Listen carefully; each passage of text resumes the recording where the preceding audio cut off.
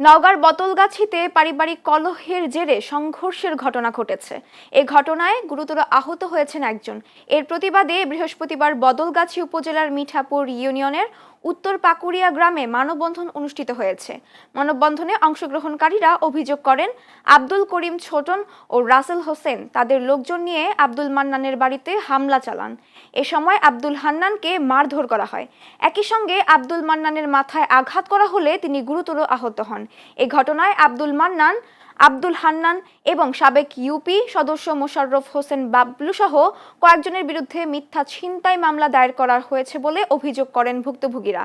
তাদের দাবি, প্রকৃত হামলাকারীরা উল্টো মামলা দিয়ে তাদের হয়রানি করছে। মানববন্ধনে বক্তারা এ ঘটনার সুষ্ঠু তদন্তের মাধ্যমে প্রকৃত দোষীদের দ্রুত আইনের আওতায় আনার দাবি জানান।